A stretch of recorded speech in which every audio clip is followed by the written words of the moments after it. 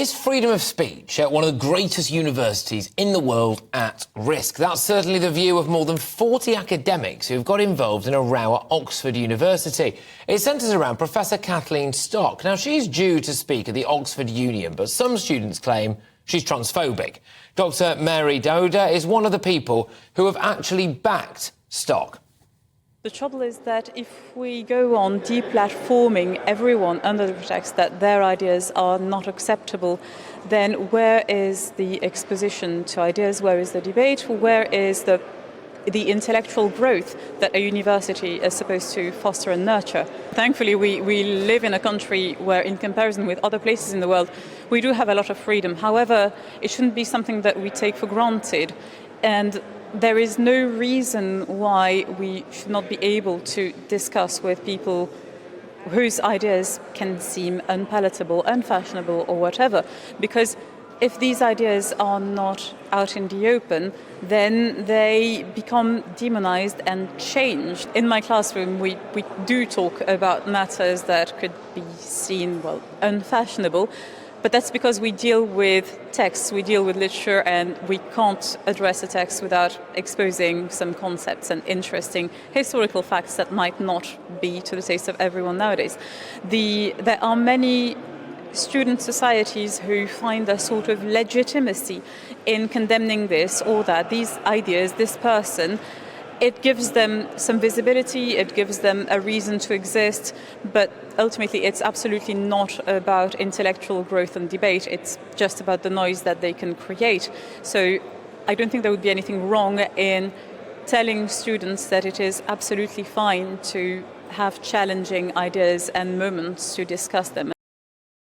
So Dr. Dowda there was speaking to our very own reporter, Olivia Utley, who I'm very pleased to say joins me now. And Olivia, why is this such a big issue then? Why should people really care about the idea that, free speech on campus is struggling?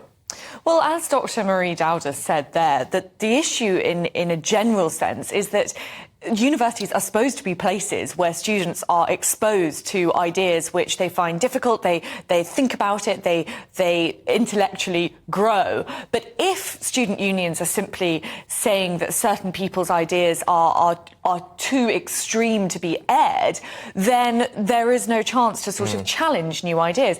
And in the case of Kathleen Stock is a gender-critical feminist who has written saying that she believes in biological sex. She believes that biological sex is important, that it has sort of social salience and that people can't change their genders. Well, as the Oxford academics who wrote this letter to the Telegraph pointed out, until very recently, that was such a mainstream view that it would be hardly worth expressing. So some of these ideas that Oxford Union and other university unions have decided are just so unpalatable they can't even be spoken about, they're not really extreme at all. No. In fact, if you look into it, the vast majority of the population would agree with Kathleen Stock. Yeah, absolutely. And it ties in, doesn't it, to that word that you've just said there, extreme. I mean, there was a conversation being had about family, OK, and whether or not, the quotes-unquote nuclear family is better for children and better for society. And then all of a sudden it's hit with that kind of rhetoric belongs in 1930s Germany. I'm sorry, I didn't realise that family was like the preserve of the Nazis. It's bizarre, isn't it? And yet this is where we are at the moment with some of the dialogue that's taking place.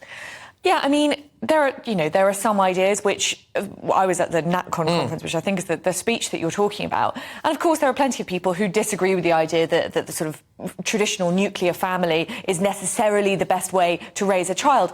But it is becoming increasingly evident that not only are these ideas disagreed with, they're actually, in some cases, not allowed to be expressed. And that's where this group of Oxford dons think that we get into a problematic space. That if students who are one of the world's top universities aren't able to sort of argue back against an idea they disagree with, they don't have the sort of intellectual capability to be able to argue their case without simply silencing the person who's making the case, then is that university really doing what it's supposed to be doing? Yeah, exactly. And this is now we're talking, of course, about what's been going on at universities. But, Olivia, you have promised to be quite a good sport today because a lot of our viewers and listeners will have been hearing over the last couple of days about apparently these catastrophic SATs exams that were given to 10 and 11-year-olds So, young kids, OK, and they've got to sit these exams, and apparently it was reducing some of them to tears. They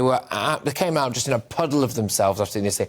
And I just wanted to know whether or not you, Olivia, were smarter than a 10-year-old. Well, I'm quite nervous. OK, so I'm going to just do a couple of questions here. There's one of them, and this is about it's about a girl called Priya. Now, Priya wriggled back inside the tent. What does this tell you about how Priya got inside the tent? You're only allowed to tick one of these boxes. She ran quickly inside, she jumped through the flap, she had to squeeze in, or she crept in quietly. I would say she had to squeeze in. She had to squeeze in is correct, but some teachers have said that children chose crept, and they were reduced to tears as a result of that. I'm just going to give you one more question, I believe, here now. So, I'm going to read you an extract of something, and I want you to tell me what word has the closest meaning to the word eat. OK, that's the word with the closest meaning to the word eat. Texas, in general, is a paradise for bats because of all its nasty insects. A mother bat will go out hunting every evening and consume about 2/3 of her body weight in insects every single night to meet her energy need. I'm going to say consume. You're going to be consuming. You'd be right about all of that. Yes, absolutely. There you go. So, look, these are some of the questions that apparently were deemed to be reducing children to tears. For what it's worth as well, there are some maths questions which we won't do here, which I actually can safely say would reduce me to tears. Now, these were given to 10-year-olds, right? And I'm just going to ask you at home whether or not you can answer these. Solve this equation. 7y plus 12 equals 5y plus 40. No, not for me either. Not me either. There is one here which I think I should have been able to get. What is 10% of a half, for example? But these are the kind of questions that are being given to 10 and 11-year-olds, and whether or not you think that they are far too tricky for them. But anyway, Olivia, thank you very much, and thank you for being good sport. That was 100%. You passed your SAT. You didn't ask me the maths, I would have failed that. Didn't ask me the maths question. No, Olivia Utley, our political reporter, and, of course, guru, clearly, pub quiz champion.